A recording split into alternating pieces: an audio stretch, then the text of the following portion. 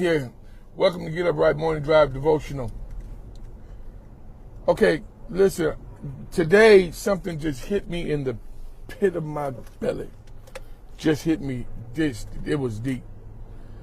I was coordinating, making some things going on at the church and getting some folk to do some stuff. Now, I was just only entertaining the thought.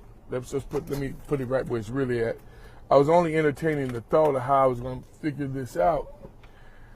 And I had to get some folk to help me make it happen. And I contacted Pastor Manor and Brother Al, who are both in leadership at the church and really and truly some guys I can go to get some stuff done, especially since both of them jokers are retired. That's hater raid right there. But anyway, but immediately we started putting a plan together, and it's simple stuff, y'all. I don't mind sharing. It's very simple. I left my keys in my office, and I needed to get my keys, and Brother Al was at the doctor's. Pastor Manor lives further back past me.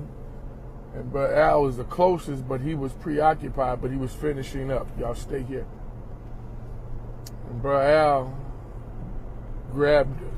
I said, well, if you grab the keys, I have keys another set of keys in my vehicle, and I'll meet you guys. Meet up and get the keys.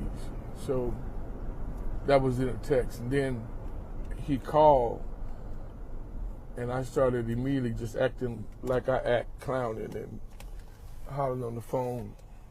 And I found out his wife was with him. You know, we weren't saying anything crazy. And I could tell by her, how you doing, Patrick? When I asked her how she doing, I could tell that she was a little off. And she told me about someone in her family having a challenge. And I had to immediately, go from being playful and acting crazy. I told him, I said, hold on, let me recalibrate,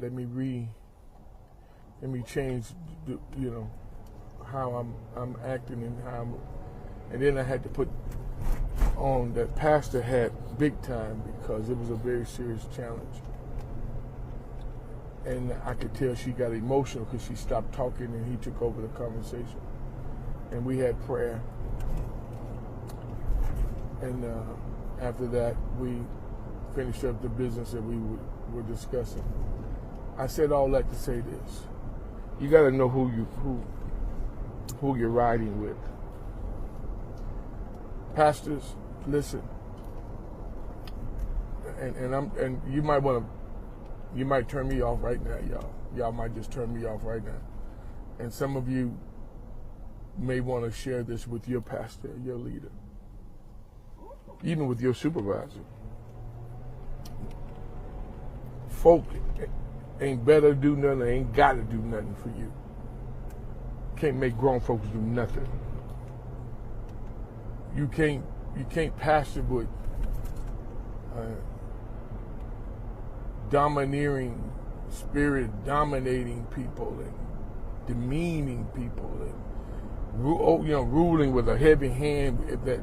That's fine, but ruling with just totally disrespect for one's feelings and the fact that hey man, ain't no check associated with this. You ain't gonna talk to me like that. You're not gonna treat me like that, and go on and on and on.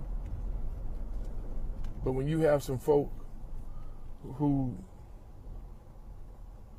have signed on, pastors, listen to me, who've signed on next to the blood. Next to the blood. They've signed on next to the blood, under the blood, if you want to go even deeper. That I'm going to do whatever it takes to see that the vision that God has given you to lead us to a closer relationship with God and to cause us and teach us how to become magnets in our community, in our world, that others will come crying, what must I do to be saved? I'm signing on. I'm ready to go. And unless you ask for something just totally out of the realm of being able to be done, of beyond their ability, and some folks can do it, they don't want to do it because, you know, we get a little beside ourselves in asking for some stuff. But when you got folk who are signed on and say, hey man, let's go, I'm ready to do, you can call them and ask them to do stuff that they don't have them, whatever, pastor, I got you. I simply needed someone to let me in, someone to either let me in the church and let me in my office, get my keys.